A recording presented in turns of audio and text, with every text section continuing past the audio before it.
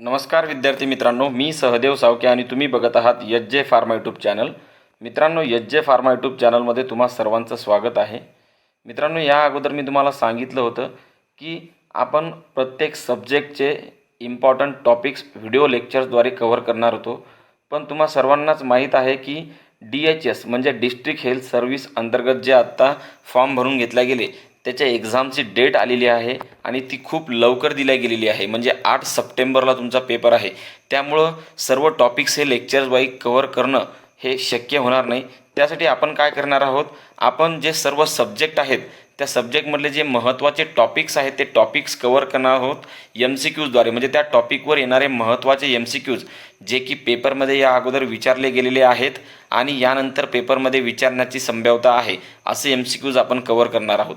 तसाच आजचा आपला मेन सब्जेक्ट आहे फार्माकोलॉजी आणि त्यामधलं बेसिक इंट्रोडक्शन टू फार्माकोलॉजी. यावर प्रत्येक पेपरमध्ये किंवा प्रत्येक एक्झाममध्ये क्वेश्चन्स हे विचारले जातात. मागच्या एक्झाममध्ये सुद्धा या बेसिक फार्माकोलॉजीवर 2 ते 3 क्वेश्चन्स आले होते. तर असे सर्व क्वेश्चन्स आपण या व्हिडिओ लेक्चरद्वारे किंवा या लेक्चर्सद्वारे आपण काय करणार आहोत, कव्हर करणार आहोत. तर बघा, बेसिक इंट्रोडक्शन टू फार्माकोलॉजीमधला पहिला महत्त्वाचा प्रश्न आहे, the main mechanism of most drug absorption in GI tract is. बघा, ड्रग हे ॲब्झॉर्ब होतं आपल्या बॉडीमध्ये, मग ते आपण ओरली घेतल्याच्या नंतर किंवा बाकीची सुद्धा जे इंटरनल रूट आहेत म्हणजे ज्यामध्ये ड्रग हा गॅस्ट्रो इंटेस्टिनल ट्रॅक्टमध्ये एंटर होतो, तर अशा रूटद्वारे जेव्हा ड्रग घेतला जातो तर तो ड्रग आपल्या शरीरामध्ये कोणत्या मेकॅनिझमने मोस्टली काय होतो, ॲब्झॉर्ब होतो. तर बघा, ड्रग ॲब्झॉर्प्शनचे 2-4 महत्त्वाचे काय आहेत मेकॅनिझम आहे. त्यामध्ये पहिलं मेकॅनिझम आहे ॲक्टिव्ह ट्रान्सपोर्ट, दुसरं मेकॅनिझम आहे फिल्ट्रेशन, तिसरं मेकॅनिझम आहे एंडोसायटोसिस अँड एक्झोसायटोसिस आणि चौथं मेकॅनिझम आहे पॅसिव्ह डिफ्युजन. तर हे जे ड्रग्स आहेत जे जेव्हा आपण ओरली घेतो किंवा एंटरल रूटने घेतो तर हे ड्रग GI ट्रॅकमधून मोस्टली कोणत्या मेकॅनिझमने ॲब्झॉर्ब होतात, तर त्याचा आन्सर आहे पॅसिव्ह डिफ्युजन. म्हणजे ऑप्शन नंबर डी हे आपलं काय राहील, राईट आन्सर राहील. बघा, पॅसिव्ह डिफ्युजन काय असतं माहिती आहे का, जे ड्रग आहे तो हायर कॉन्सन्ट्रेशनकडून लोअर कॉन्सन्ट्रेशनकडे काय केला जातो, डिफ्यूज केला जातो. त्याला आपण काय म्हणतो, पॅसिव्ह डिफ्युजन. तसंच ॲक्टिव्ह ट्रान्सपोर्ट म्हणजे काय, ॲक्टिव्ह ट्रान्सपोर्ट म्हणजे जेव्हा एखादं कॅरियर मेडिएटेड जे आहे कॅरियर आहे तर ते कॅरियर काय करतं, ड्रग काय करतो, कॅरी करतो आणि तो मेम्ब्रेनच्या पलीकडे काय करतो, ट्रान्सपोर्ट करतो. मग त्याला आपण काय म्हणतो, ॲक्टिव्ह ट्रान्सपोर्ट. ॲक्टिव्ह ट्रान्सपोर्टमध्ये एनर्जी काय होते, खर्च होते. म्हणजे इथं एनर्जी एक्सपेंडिचर होते. पॅसिव्ह डिफ्युजन किंवा पॅसिव्ह ट्रान्सपोर्ट जे आहे त्यामध्ये एनर्जी काय होत नाही, खर्च होत नाही. लक्षात, हे 2 पॉईंट तुम्ही महत्त्वाचे लक्षात ठेवा. त्यानंतर बघा, दुसरा महत्त्वाचा MCQ आहे, what kind of substances can't permeate membrane by passive diffusion. म्हणजे पॅसिव्ह डिफ्युजनद्वारे कोणते असे सबस्टन्सेस आहेत की ते मेम्ब्रेन काय करू शकत नाहीत, परमिएट करू शकत नाही. म्हणजे मेम्ब्रेन थ्रू ते काय होऊ शकत नाही, ट्रान्सपोर्ट होऊ शकत नाही. बघा, मेम्ब्रेन थ्रू ट्रान्सपोर्ट होण्यासाठी ड्रग हा कसा असला पाहिजे, ड्रग हा अनआयोनाइज असला पाहिजे. ॲज वेल ॲज ड्रग हा काय असला पाहिजे, लिपिड सोल्युबल असला पाहिजे. मग जेव्हा ड्रग हा लिपिड सोल्युबलसुद्धा नाही किंवा अनआयोनाइजसुद्धा म्हणजे नॉन आयोनाइजसुद्धा नाही, तेव्हा ड्रग काय होऊ शकत नाही, मेम्ब्रेनच्या पलीकडे ट्रान्सफर होऊ शकत नाही. मग आता इथं बघा, त्यांनी असा आपल्याला निवडायचं सांगितलेलं आहे ड्रग की तो काय होऊ शकत नाही, मेम्ब्रेनच्या पलीकडे ट्रान्सपोर्ट होऊ शकत नाही. इथं 4 ऑप्शन त्यांनी दिलेले आहे. पहिलं ऑप्शन आहे लिपिड सोल्युबल, दुसरं ऑप्शन आहे नॉन आयोनाइज सबस्टन्स, तिसरं ऑप्शन आहे हायड्रोफोबिक सबस्टन्स आणि चौथं ऑप्शन आहे हायड्रोफिलिक सबस्टन्स. बघा, मी तुम्हाला आत्ताच सांगितलं होतं की मेम्ब्रेनच्या पलीकडे जाण्यासाठी ड्रग हा लिपिड सोल्युबल लागतो. इथं आपल्याला त्यांनी न होणारा विचारलं, म्हणजे लिपिड सोल्युबल हे त्याचं उत्तर राहणार नाही. लिपिड सोल्युबल ड्रग काय होतात, ट्रान्सपोर्ट होतात. त्यानंतर नॉन आयोनाइज सबस्टन्ससुद्धा ट्रान्सपोर्ट होतात. त्यानंतर ऑप्शन सी नंबर आहे हायड्रोफोबिक म्हणजेच लिपिड सोल्युबल ड्रग्स, तर हे सुद्धा काय होतात, ट्रान्सपोर्ट होतात. म्हणजे ऑप्शन नंबर 4 हे आपलं काय राहील, राईट आन्सर. हायड्रोफिलिक म्हणजे वॉटर सोल्युबल ड्रग जे आहेत त्यालाच आपण आयोनाइज्ड ड्रग म्हणतो. हे काय होऊ शकत नाहीत, मेम्ब्रेनच्या पलीकडे काय होऊ शकत नाहीत, परमिएट होऊ शकत नाहीत किंवा ट्रान्सपोर्ट होऊ शकत नाही. हे तुम्हाला लक्षात ठेवायचं आहे. वॉटर सोल्युबल जे ड्रग आहेत किंवा त्याला आपण आयोनाइज ड्रग म्हणतो, तर हे आयोनाइज ड्रग आणि वॉटर सोल्युबल ड्रग काय होऊ शकत नाहीत, मेम्ब्रेनच्या पलीकडे ट्रान्सपोर्ट किंवा परमिएट होऊ शकत नाही. हे तुम्हाला लक्षात ठेवायचं आहे. म्हणजे कोणते ड्रग परमिएट होऊ शकतात, लिपिड सोल्युबल किंवा अनआयोनाइज, त्यालाच आपण म्हणतो नॉन आयोनाइज, त्यालाच आपण म्हणतो हायड्रोफोबिक सबस्टन्सेस. तर त्याचं उत्तर राहील हायड्रोफिलिक सबस्टन्स हे ट्रान्सपोर्ट होऊ शकत नाहीत.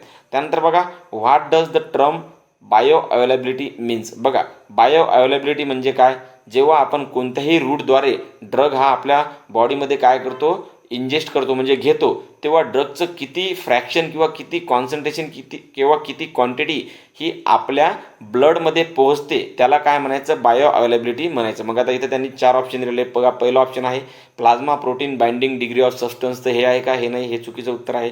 त्यानंतर दुसरं बघा permeability through the blood brain barrier, हे सुद्धा चुकीचं उत्तर आहे. त्यानंतर बघा तिसरं ऑप्शन त्यांनी दिलेलं आहे fraction of an uncharged drug reaching the systemic circulation following any route of administration. मी तुम्हाला आत्ता सांगितले कोणत्याही रूटने जेव्हा ड्रग घेतो तर ड्रगचं किती फ्रॅक्शन हे आपल्या ब्लडमध्ये पोहोचतं, तर त्याला काय म्हणायचं, बायोबिलिटी. म्हणजे ऑप्शन नंबर 3 आपलं काय राहील, राईट आन्सर.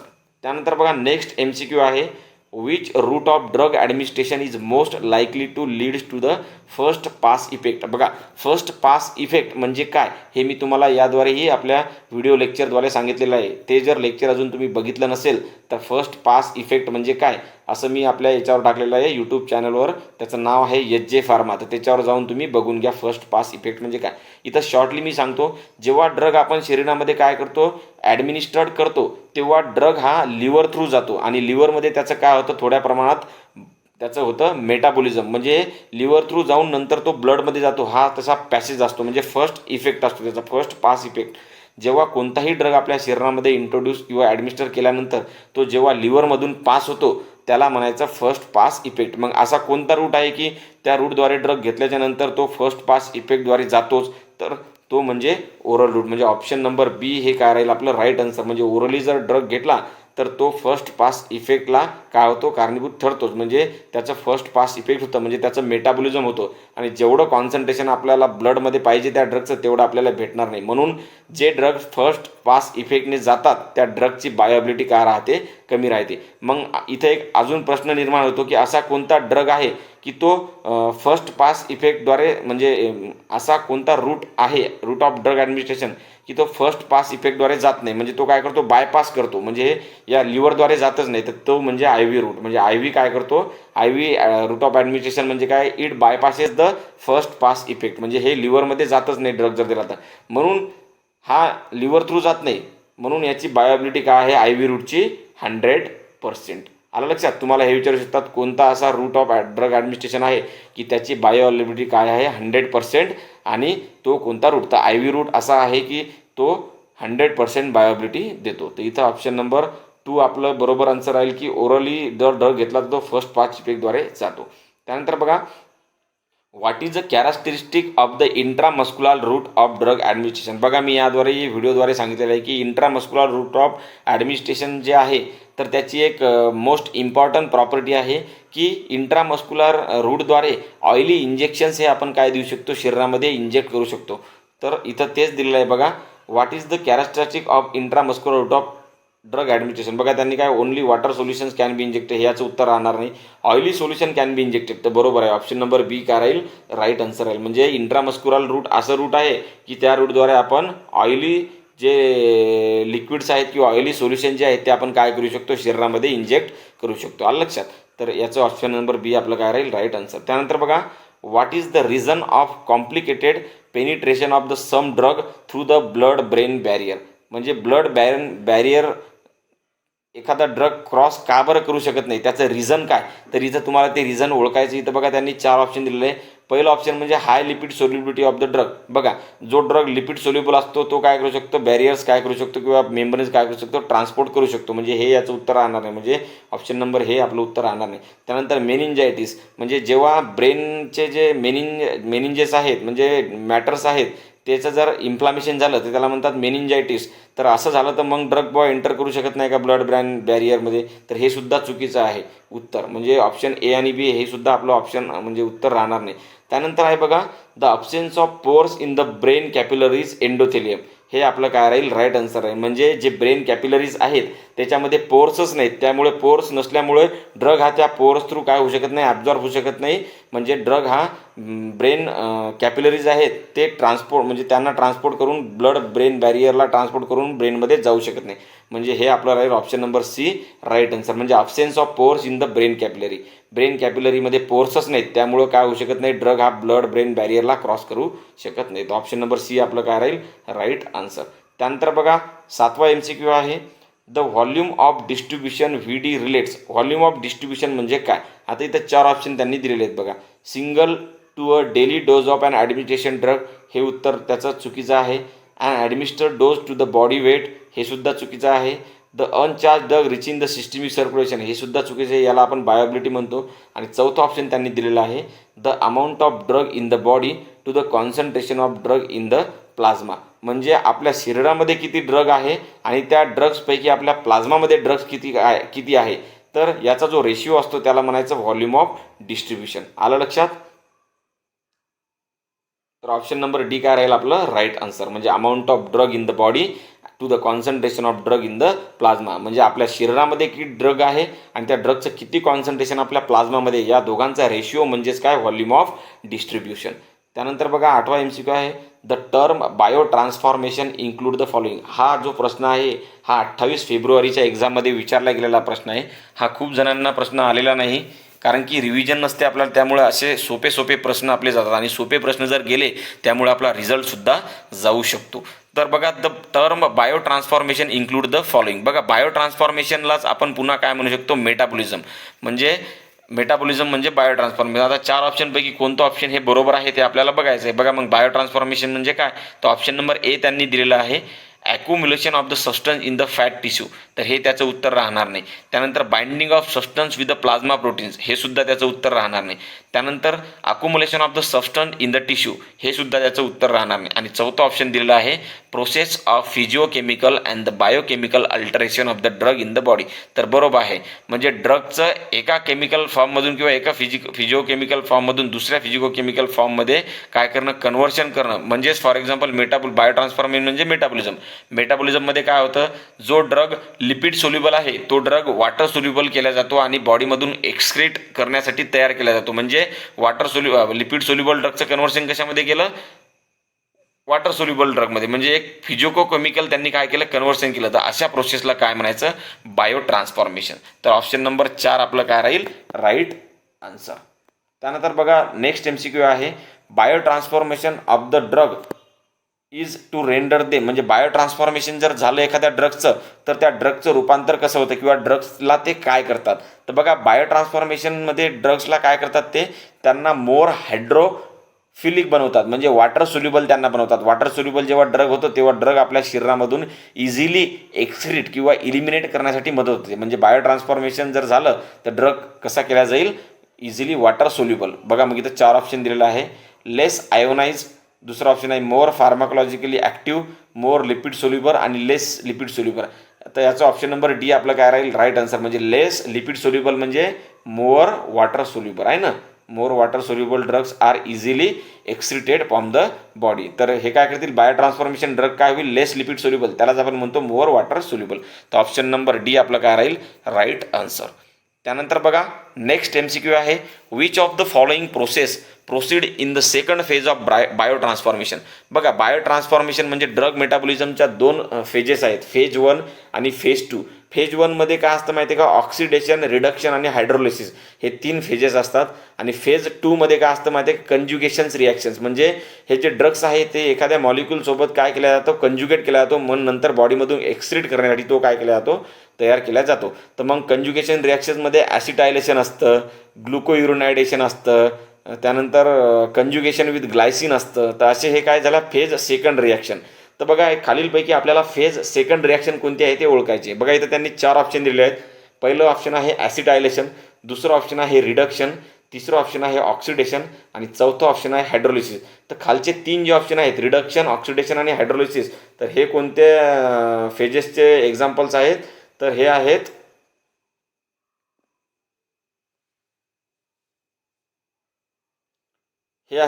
Phase 1 reactions. कोणते आहे तर फेज 1 रिॲक्शन. मग जी स्टार्टिंगची तुमची राहिलेली आहे कोणती, ॲसिटायलेशन, तर ही आहे फेज 2 रिॲक्शन. म्हणजे आपल्याला काय सांगितलं त्यांनी, फेज 2 रिॲक्शन ओळखायला सांगितली, सेकंड फेज आहे का नाही. मग ॲसिटायलेशन त्याचं काय राहील राईट आन्सर. त्यानंतर बघा नेक्स्ट MCQ आहे, हाफ लाईफ किंवा त्याला टी हाफ आपण म्हणतो, is the time required to. Half life म्हणजे काय? बघा, हाफ लाईफ म्हणजे काय माहिती का? जेव्हा एखादा ड्रग आपण शरीरामध्ये काय करतो, ॲडमिनिस्टर करतो, तर त्याचं म्हणजे तो ड्रग ॲब्झॉर्ब केला जातो आणि प्लाझ्मामध्ये त्याचं कॉन्सन्ट्रेशन काय होतं, इन्क्रीज होतं. मग पूर्ण ड्रग जेव्हा प्लाझ्मा कॉन्सन्ट्रेशनमध्ये येतो, प्लाझ्मामध्ये येतो, तर प्लाझ्मामध्ये जेव्हा समजा फॉर एक्झाम्पल आपण 1 मिलीग्राम ड्रग काय केलेला आहे, आपल्या बॉडीमध्ये काय केलेलं आहे, ॲडमिनिस्टर केलेलं आहे, आणि त्याचं पूर्ण कॉन्सन्ट्रेशन आपल्या शरीरामध्ये काय झालेलं आहे, प्लाझ्मामध्ये 1 मिलीग्राम आपलं 1 ग्राम ड्रग काय केलेला आहे, काय केलं गेलेलं आहे, ॲब्झॉर्ब केलेला आहे. मग 1 ग्राममधला हाफ म्हणजे 500 मिलीग्राम, म्हणजे राहिला किती, 500च. तर 500 मिलीग्राम बॉडीमधून एक्सक्रीट होण्यासाठी किती टाईम लागतो, त्याला काय म्हणायचं, हाफ लाईफ. म्हणजे half the time taken for the concentration of plasma of drug to reduce to its half, तर त्याला काय म्हणायचं, हाफ लाईफ. बघा, change the amount of drug in the plasma by half during the elimination. तर याचं हे उत्तर option number 1 काय राहील, त्याचं राईट उत्तर राहील. तुम्हाला बाकीचं ऑप्शन वाचायचं कामच नाही. व्हॉट डज ॲफिनिटी मीन्स, म्हणजे आता माहिती आहे का, ड्रग जेव्हा आपण शरीरामध्ये काय करतो, ॲडमिनिस्टर करतो, ॲडमिनिस्टर केल्याच्या नंतर ड्रग काय होतो माहिती आहे का, एखाद्या रिसेप्टारवर काय होतो, टाईटली काय होतो, अटॅच होतो. मग असं टाईटली होण्याची जी त्याची ॲबिलिटी असते, त्याला काय म्हणायचं, ॲफिनिटी म्हणायचं. मग बघा, खालीलपैकी 4 ऑप्शनपैकी आपल्याला त्याचं उत्तर शोधायचं आहे. बघा, त्यांनी ऑप्शन दिलेलं आहे, a measure of how tightly a drug bind to the plasma protein. किंवा आता प्लाझ्मा प्रोटीनला म्हणलं का नाही, मी काय म्हणलं, रिसेप्टारला जर ड्रग बाइंड होत असेल टाईटली, तर त्याला म्हणायचं ॲफिनिटी. मग दुसरं ऑप्शन दिलेलं आहे, a measure of how tightly the drug bind to the receptor. तर ऑप्शन नंबर 2 काय राहील, त्याचं उत्तर राहील. ॲफिनिटी म्हणजे काय, ड्रगची ॲबिलिटी, की तो ड्रग रिसेप्टारला कशा प्रकारे म्हणजे बाइंड होऊ शकतो, त्याला काय म्हणायचं, ॲफिनिटी. ऑप्शन नंबर 2 काय राहील आपलं राईट आन्सर. त्यानंतर नेक्स्ट MCQ आहे, an agonist is the substance that. आता ॲगोनिस्ट म्हणजे कोणता सबस्टन्स, ॲगोनिस्ट म्हणजे कोणता ड्रग. तर बघा, ॲगोनिस्ट म्हणजे कोणता ड्रग, असा ड्रग की तो रिसेप्टारला तर काय होतो, अटॅच होतो, पण अटॅच झाल्याच्या नंतर आपल्याला फार्माकोलॉजिकल ॲक्टिव्हिटी सुद्धा देतो. म्हणजे त्या ड्रगला काय आहे, ॲफिनिटी आहे. म्हणजे ड्रग रिसेप्टारला अटॅच होण्याची ॲबिलिटी तर आहेच, पण सोबतच ॲफिनिटी सोबत काय आहे, इफिकसी आहे. म्हणजे रिसेप्टारला अटॅच झाल्याच्या नंतर तो ड्रग त्याची फार्माकोलॉजिकल ॲक्टिव्हिटी सुद्धा देऊ शकतो, त्याला आपण म्हणतो इफिकसी. म्हणजे असा ड्रग त्याला ॲफिनिटी आहे आणि इफिकसी सुद्धा आहे, त्याला काय म्हणायचं, ॲगोनिस्ट म्हणायचं. मग खालील 4 पैकी आपल्याला काय बघायचं आहे, उत्तर बघायचं. मग पहिलं ऑप्शन त्यांनी दिलेलं आहे, interact with the receptor without producing any effect. हे चुकीचं आहे. रिसेप्टरला अटॅच तर होतोच, पण त्यानंतर आपल्याला इफेक्ट सुद्धा देतो. तर ऑप्शन नंबर 1 राहील का, नाही. नंतर interact with the receptor and initiate the changes in the cell function producing the various effect. तर बरोबर आहे, रिसेप्टरला अटॅच तर होतोच, पण अटॅच झाल्याच्या नंतर सेल फंक्शनमध्ये काय करतो, म्हणजे चेंजेस करतो, आणि आपल्याला जे वेगवेगळे इफेक्ट्स आहेत त्याला आपण फार्माकोलॉजिकल इफेक्ट म्हणू शकतो, साईड इफेक्ट म्हणू शकतो, किंवा ॲडवर्स इफेक्ट म्हणतो. हे सर्व इफेक्ट तो देऊ शकतो, त्याला म्हणायचं ॲगोनिस्ट. म्हणजे ॲफिनिटी सुद्धा आहे या ड्रगला आणि इफिकसी सुद्धा आहे. बघा, if an agonist can produce the maximal effect and has the high efficacy is called. बघा, ॲगोनिस्ट म्हणजे आत्ता मी तुम्हाला अगोदरच सांगितलं, पण असा ॲगोनिस्ट की ज्याला हाय ॲक्टिव्हिटी आहे, म्हणजे मॅक्झिमम इफेक्ट देऊ शकतो तो, आणि त्याची हाय इफिकसी आहे, म्हणजे जास्तीत जास्त आपल्याला काय देऊ शकतो, रिस्पॉन्स देऊ शकतो, किंवा ॲक्टिव्हिटी देऊ शकतो, फार्माकोलॉजिकल ॲक्टिव्हिटी. तर अशा ॲगोनिस्टला आपण काय म्हणणार, तर अशा ॲगोनिस्टला आपण म्हणणार फुल ॲगोनिस्ट. यांना काय म्हणणार आपण, फुल ॲगोनिस्ट, कारण की पूर्ण ॲक्शन आपल्याला ते देतात. तर बघा, ऑप्शन नंबर 4 काय राहील आपलं, फुल ॲगोनिस्ट हे राहील बरोबर उत्तर. त्यानंतर बघा, if an agonist can produce the submaximal effect and has a moderate efficacy it's called as. बघा, जेव्हा ड्रग हा आपल्या शरीरामध्ये काय केला जातो, इंजेक्ट केला जातो किंवा ॲडमिनिस्टर केला जातो, तेव्हा काय तो ड्रग सब मॅक्झिमल म्हणजे खूप कमीही ॲक्टिव्हिटी देत नाही आणि खूप जास्तही देत नाही, तर मॉडरेट ॲक्टिव्हिटी देतो आणि मॉडरेट इफिकसी देतो. तर अशा ॲगोनिस्टला काय म्हणायचं, तर अशा ॲगोनिस्टला काय म्हणायचं माहिती आहे का, पार्शियल ॲगोनिस्ट. काय म्हणायचं, पार्शियल ॲगोनिस्ट. त्यानंतर बघा, नेक्स्ट MCQ आहे, the substance binding to the one receptor subtype as an agonist and to the another as an antagonist is called as. म्हणजे असा ड्रग की जो एका रिसेप्टारवर ॲगोनिस्ट म्हणून ॲक्ट होतो, आणि तोच ड्रग जर दुसऱ्या रिसेप्टारवर ॲक्ट झाला तर अँटागोनिस्ट म्हणून ॲक्ट होतो. आलं लक्षात. तर अशा ड्रगला आपण काय म्हणणार, तर बघा, अशा ड्रगला, हा क्वेश्चन एक्झाममध्ये आलेला सुद्धा आहे, या क्वेश्चनवर खूप म्हणजे हे झाली होती, तक्रारी झाल्या होत्या. तर अशा ड्रगला म्हणायचं ॲगोनिस्ट अँटागोनिस्ट. काय म्हणायचं, ॲगोनिस्ट अँटागोनिस्ट. त्यानंतर नेक्स्ट MCQ आहे, irreversible interaction of an antagonist with a receptor is due to. जेव्हा एखादा ड्रग काय करतो, एखाद्या रिसेप्टारवर जाऊन अटॅच होतो आणि कोणतीही फार्माकोलॉजिकल ॲक्टिव्हिटी न देता त्याच्यावर ॲक्ट होणाऱ्या ड्रगला सुद्धा काय होऊ देत नाही, ॲक्टिव्हिटी देऊ देत नाही, म्हणजे तो ॲज अ अँटागोनिस्ट म्हणून ॲक्ट होतो. तर जेव्हा असा ड्रग तिथं अटॅच होतं तर तो कोणत्या बॉन्डने अटॅच होतो, म्हणजेच तो अँटागोनिस्ट म्हणून किंवा ॲक्ट होतो. आणि असा अँटागोनिस्ट की त्याची ॲक्शन काय होऊ शकत नाही, रिव्हर्सिबल होऊ शकत नाही, म्हणून ते इरिव्हर्सिबल अँटागोनिस्ट म्हणून ॲक्ट होतो. तर बघा कोणत्या बॉन्डने अटॅच झाल्यावर, तर ते आहे ऑप्शन नंबर सी, म्हणजे कोव्हॅलंट बॉन्डने. म्हणजे कोणता असा अँटागोनिस्ट जो ड्रग आहे तो जर रिसेप्टरवर एकदा अटॅच झाला कोणत्या कोव्हॅलंट बॉन्डने, तर त्याची ॲक्टिव्हिटी कमी करणं म्हणजे रिव्हर्स करणं हे खूप कठीण असतं. तर ते कोणता बॉन्ड आहे, कोव्हॅलंट बॉन्ड. त्यानंतर ऑप्शन नेक्स्ट MCQ आहे, which effect may leads to the toxic reaction when a drug is taken continuously or the repeatedly. बघा खालीलपैकी कोणता इफेक्ट हा ड्रगद्वारे प्रोड्यूस केला जातो जेव्हा ड्रग्स हा पुन्हा पुन्हा किंवा कंटिन्युअसली आपल्या शरीरामध्ये काय केला जातो, घेतला जातो आणि त्याच्या रिॲक्शन्स काय होतात, टॉक्झिक इफेक्ट आपल्याला भेटतात. तर असा कोणते इफेक्ट आहे, बघा इथं 4 ऑप्शन दिलेले त्यांनी. पहिला ऑप्शन आहे रिफ्रॅक्शनरी, दुसरा ऑप्शन आहे क्युम्युलेटिव्ह इफेक्ट, तिसरा ऑप्शन आहे टॉलरन्स, चौथा ऑप्शन आहे टॅकीफायलेसिस. तर याचं राईट आन्सर राहील क्युम्युलेटिव्ह इफेक्ट. म्हणजे जेव्हा ड्रग्स आपल्या शरीरामध्ये पुन्हा पुन्हा घेतला जातो आणि तो ड्रग आपल्या शरीरामध्ये साचतो त्याला आपण म्हणतो क्युम्युलेशन.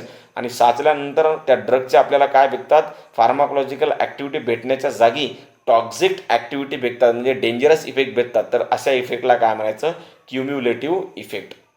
म्हणजे ऑप्शन नंबर बी आपलं काय राहील, राईट आन्सर. त्यानंतर बघा next MCQ, what term is use to describe a more gradual decrease in responsiveness to the drug taking days or week to develop. म्हणजे जेव्हा ड्रग आपल्या शरीरामध्ये पुन्हा पुन्हा घेतला जातो पण पुन्हा पुन्हा घेतल्यामुळे त्या ड्रगची ॲक्शन आपल्याला भेटत नाही, पण ड्रगची ॲक्शन न भेटण्यासाठी तो ड्रग आपल्याला खूप दिवस घ्यावा लागतो. म्हणजे त्याला टॉलरन्स डेव्हलप होण्यासाठी आपल्याला खूप दिवस लागतात, आलं लक्षात. म्हणजे त्याचा रिस्पॉन्स न भेटण्यासाठी खूप दिवस लागतात. तर अशा रिस्पॉन्सला काय म्हणायचं, तर बघा इथं 4 ऑप्शन त्यांनी दिलेला आहे. पहिला आहे रिफ्रॅक्शनरी, दुसरा आहे क्युम्युलेटिव्ह, तिसरा आहे टॉलरन्स, चौथा आहे टॅकीफायलेसिस. तर क्युम्युलेटिव्ह हे राहणार नाही, रिफ्रॅक्शनरीसुद्धा राहणार नाही. याचा ऑप्शन नंबर सी हे काय राहील, राईट आन्सर, म्हणजे टॉलरन्स. जेव्हा ड्रग आपल्या शरीरामध्ये पुन्हा पुन्हा दिला जातो आणि अशा ड्रगला जर आपल्याला रिस्पॉन्स भेटत नसेल आणि हा रिस्पॉन्स न भेटण्यासाठी खूप दिवस लागत असतील, म्हणजे डायरेक्टली भेटत नाही असं होणार नाही, म्हणजे हळूहळू या ड्रगला रिस्पॉन्स भेटणं काय होईल, कमी होईल, त्याला काय म्हणायचं, टॉलरन्स म्हणायचं. म्हणजे आपल्याला ड्रग जेव्हा मग काही दिवस आपण घेत राहिलो तर काही दिवसानंतर ड्रगचा आपल्याला काय भेटणार नाही, रिस्पॉन्स भेटणार नाही. तर अशा रिस्पॉन्सला किंवा अशा इफेक्टला काय म्हणायचं, टॉलरन्स म्हणायचं. त्यानंतर बघा नेक्स्ट MCQ आहे, what term is use to describe a decrease in responsiveness to a drug which develops in the few minute. आता मी तुम्हाला सांगितलं की ड्रगचा इफेक्ट न भेटण्यासाठी जर खूप दिवस ड्रग घ्यायचं काम पडलं तर त्याला टॉलरन्स म्हणायचं. पण ड्रगचा इफेक्ट न भेटण्यासाठी जर काही दिवसात किंवा काही मिनिटातच आपल्याला म्हणजे टॉलरन्स म्हणजे रिस्पॉन्स भेटायला लागला नाही, तर अशा इफेक्टला काय म्हणायचं, तर अशा इफेक्टला म्हणायचं टॅकीफायलेसिस. म्हणजे टॅकीफायलेसिस असा फिनॉमिना आहे की जेव्हा ड्रग एखाद्या माणसाच्या शरीरामध्ये ॲडमिनिस्टर केला जातो आणि त्या ड्रगची बिलकुल आपल्याला ॲक्टिव्हिटीज भेटत नाही आणि अशी ॲक्टिव्हिटी न भेटण्यासाठी काहीतरी सेकंद लागतात, काहीतरी मिनिटामध्ये आपल्याला ड्रगची ॲक्टिव्हिटी भेटू शकत नाही, तर त्याला काय म्हणायचं, टॅकीफायलेसिस म्हणायचं. त्यानंतर बघा नेक्स्ट MCQ आहे, the situation when failure to continue administrating a drug result in the serious psychological and the somatic disturbances is called as. बघा जेव्हा माणसाला ड्रग्स ॲडमिनिस्टर करण्याची सवय लागलेली असते आणि अचानकपणे आपण हे ड्रग ॲडमिनिस्टर करू शकत नाही किंवा करत नाही, म्हणजे काय करतो ड्रग सडनली काय करतो, विड्रॉ करतो, म्हणजे ड्रग आपल्या शरीरामध्ये घेत नाही नंतर. मग असं सडनली ड्रग घेणं बंद केल्याच्या नंतर काय होतं, तर काय होतं माहिती आहे का, अब्स्टिनन्स सिंड्रोम होतं. म्हणजे माहिती आहे का, आपल्याला एक तर सायकोलॉजिकली म्हणजे आपला दिमाग व्यवस्थित काम करणार नाही किंवा ओमेटिंग होऊ शकतं, नॉसिया होऊ शकतो किंवा हातपाय थरथर हलू शकतात, अशा गोष्टी होऊ शकतात. तर अशा सिंड्रोमला काय म्हणायचं, अब्स्टिनन्स सिंड्रोम. त्यानंतर नेक्स्ट MCQ आहे, if two drugs with the same effect taken together produce an effect that is equal in magnitude to the sum of the effect of the drug given individually is called as. म्हणजे बघा जेव्हा 2 drug हे एकत्र काय केले जातात, administer केले जातात शरीरामध्ये आणि त्या 2 ड्रगची ॲक्शन काय होते, एकामेकांमध्ये काय होते, ॲड होते. म्हणजे फॉर एक्झाम्पल एका ड्रगची ॲक्शन आहे 2 आणि त्यासोबतच घेतलेल्या ड्रगची ॲक्शन आहे 2, तर 2 आणि 2 किती होईल, 4. म्हणजे याचं काय झालं, ॲडिशन. मग जेव्हा ड्रग हा काय होतो, फक्त त्याचं ॲडिशन होतं, त्याला काय म्हणायचं, ॲडिटिव्ह इफेक्ट म्हणायचं. काय म्हणायचं, ॲडिटिव्ह इफेक्ट म्हणायचं. त्यानंतर बघा, जेव्हा दोन ड्रग्स सोबत घेतल्या जातात आणि सोबत घेतल्यानंतर एक ड्रग दुसऱ्या ड्रगची ॲक्शन काय करतो, कमी करतो, त्याला म्हणायचं अँटागोनिझम. त्यानंतर जेव्हा दोन ड्रग एकामेकांसोबत घेतले जातात, ते एकमेकाशी काय करतात, ॲक्शन वाढवतात, त्याला म्हणायचं पोटेन्शिएशन. आणि सिनर्जिझम म्हणजे काय, जेव्हा दोन ड्रग्स हे एकमेकांसोबत घेतल्या जातात तर त्या दोघांचा रिस्पॉन्स, फॉर एक्झाम्पल एकाचा 2 आहे, दुसऱ्याचा 2 आहे, 2 आणि 2 काय व्हायला पाहिजे, 4 व्हायला पाहिजे. पण 4 होण्याच्या जागी ही ॲक्शन काय होते, 6 होते. म्हणजे त्यांच्या इफेक्टपेक्षा सुद्धा ती ॲक्शन काय झाली, वाढली. तर याला काय म्हणायचं, सिनर्जिझम म्हणायचं. आलं लक्षात. तर आपलं याचं उत्तर काय, option number C, additive effect. बघा आता 23वा MCQ आहे, अ टेराटोजेनिक ॲक्शन इज. बघा टेराटोजेनिक ॲक्शन म्हणजे काय, जेव्हा ड्रग्स हा प्रेग्नंट फिमेलमध्ये दिला जातो आणि तो ड्रग त्या प्रेग्नंट फिमेलच्या म्हणजे याच्यामध्ये असलेलं, जे युटेरसमध्ये असलेलं जे हे आहे काय, गर्भ आहे, त्या गर्भाला काय करतो, हानी पोहोचवतो, त्याला म्हणायचं टेराटोजेनिक इफेक्ट. तर मग टेराटोजेनिक ॲक्शन म्हणजे काय, तर ऑप्शन इथं 4 दिलेले आहेत बघा. पहिलं ऑप्शन आहे टॉक्झिक ॲक्शन, नाही टॉक्झिक ॲक्शन हे उत्तर राहणार नाही. त्यानंतर दुसरं ऑप्शन आहे negative action on the fetus causing the fetal malformation, बरोबर आहे. ऑप्शन नंबर बी याचं काय राहील, राईट आन्सर. म्हणजे जे फिटस आहे त्या बाईच्या शरीरामध्ये, गर्भामध्ये, तर त्याच्यावर निगेटिव्ह इफेक्ट करणं, म्हणजे त्याचे जे व्हेरियस पार्ट्स आहेत ते बॉडीचे पार्ट्स व्यवस्थित न वाढू देणं, किंवा माल फॉर्मेशन म्हणजे एखाद्या वेळेस त्याला आपण म्हणू शकतो फोकोमिलिया, म्हणजे बाळ जन्माला तर येईल पण त्याला काय राहणार नाहीत, हात आणि पायच राहणार नाहीत. किंवा क्लेफ्ट पॅलेटसुद्धा त्यालाच म्हणू शकतो, म्हणजे आपण क्लेफ्ट पॅलेटसुद्धा हे सुद्धा काय आहे, टेराटोजेनिक इफेक्ट आहे. म्हणजे होठ फाटलेला असतो एखाद्या बाळाचा, माहिती का, त्याला म्हणायचं क्लेफ्ट पॅलेट. तर असे जे इफेक्ट असतात याला म्हणायचं टेराटोजेनिक इफेक्ट. तर हे कोणामध्ये होतात, प्रेग्नंट फिमेलमध्ये, त्या गर्भातील कोणाला होतात, त्या बाळाला, फिटसला. तर त्याला म्हणायचं टेराटोजेनिक इफेक्ट. त्यानंतर बघा थेराप्युटिक इंडेक्स म्हणजे काय. बघा थेराप्युटिक इंडेक्स म्हणजे काय, तर हे काय असते, सेफ्टी आणि इफिकसी किंवा ॲडवर्स इफेक्टचं जे मेजरमेंट असतं त्याला म्हणायचं थेराप्युटिक इंडेक्स. बघा मग ratio use to evaluate the safety and usefulness of the drug for indication. तर बरोबर आहे, ऑप्शन नंबर हे काय राहील, ए याचं राईट आन्सर. म्हणजे थेराप्युटिक इंडेक्स म्हणजे काय माहिती आहे का, जेव्हा ड्रग आपल्या शरीरामध्ये दिला जातो तेव्हा ड्रग्स हा किती सेफ आहे किंवा ड्रग्सपासून किती साईड इफेक्ट्स आपल्याला भेटू शकतात, तर याचं मेजरमेंट करण्याच्या जे रेशिओ आहे त्याला म्हणायचं थेराप्युटिक इंडेक्स. त्यानंतर बघा लास्ट MCQ आहे, tolerance and the drug resistance can be a consequences of. Tolerance म्हणजे काय, जेव्हा ड्रग आपल्या शरीरामध्ये घेतला जातो, पुन्हा पुन्हा घेतल्याच्या नंतरसुद्धा आपल्या ड्रगची काय भेटत नाही, ॲक्शन भेटत नाही, किंवा फार्माकोलॉजिकल ॲक्शन भेटत नाही, त्याला म्हणायचं टॉलरन्स. म्हणजे रेजिस्टन्सच म्हणतो आपण त्याला, ड्रग रेजिस्टन्स. म्हणजे कितीही तुम्ही ड्रग्स घ्या त्याची ॲक्शनच तुम्हाला भेटत नाहीत. आलं लक्षात. तर याला म्हणायचं टॉलरन्स किंवा ड्रग रेजिस्टन्स. मग याचं कारण काय आहे, तर बघा जेव्हा आपल्या शरीरामध्ये ड्रग्स घेतला जातो, मग हा ड्रग घेतल्याच्या नंतर आपल्या शरीरामध्ये त्या ड्रगचं काय होतं, लवकरात लवकर मेटाबॉलिझम होतं. म्हणजे ड्रग घेतल्यानंतर लिव्हरमध्ये गेल्यानंतर ड्रग काय होतं, फास्टली मेटाबॉलाइज होतो आणि लगेच शरीरामधून बाहेर काढला जातो, बाहेर फेकला जातो, म्हणजे इलिमिनेट केला जातो. मग आपल्याला या ड्रगचा फार्माकोलॉजिकल ॲक्टिव्हिटी भेटेल का, नाही. मग फार्माकोलॉजिकल ॲक्टिव्हिटी भेटणार नाही, म्हणजे त्या ड्रगला आपलं काय झालं, रेजिस्टन्स निर्माण झालं किंवा टॉलरन्स निर्माण झालं. म्हणजे त्या ड्रगची आपल्याला काय भेटत नाही, ॲक्शन भेटत नाही. तर हे ड्रग टॉलरन्स किंवा ड्रग रेजिस्टन्स हे कशामुळे होतं बघा. तर बघा पहिलं ऑप्शन दिलेलं आहे ड्रग डिपेंडन्समुळे होतं का, तर नाही. इन्क्रीज मेटाबॉलिक डिग्रेडेशन, तर बरोबर आहे, त्या ड्रगचं मेटाबॉलिझम काय होतं, जास्त होतं, त्यामुळे त्या ड्रगचा आपल्याला इफेक्ट भेटत नाही. म्हणजे त्या ड्रगचं रेजिस्टन्स निर्माण होतं किंवा ड्रगचं टॉलरन्स निर्माण होतं. बघा इथं बेसिक फार्माकोलॉजी जी आहे, त्या बेसिक फार्माकोलॉजीवर आपण 25 MCQज बघितलेले आहेत. तर 25 MCQमध्ये आपण 4ही ऑप्शन इथं डिस्कस केलेले आहेत. म्हणजे तुमचे कमीत कमी 50 ते 60 जे क्वेश्चन्स आहेत ते इथं काय झालेले आहेत, क्लिअर झालेले आहेत. तर व्हिडिओ व्यवस्थित तुम्ही बघितला असेल किंवा बघितला नसेल तर पुन्हा एकदा व्हिडिओ बघा, म्हणजे तुम्हाला हे पूर्ण MCQज काय होऊन जातील, व्यवस्थित समजून जातील आणि पेपरमध्ये तुमचा हा MCQ चुकणार नाही. चला, जय हिंद, जय महाराष्ट्र.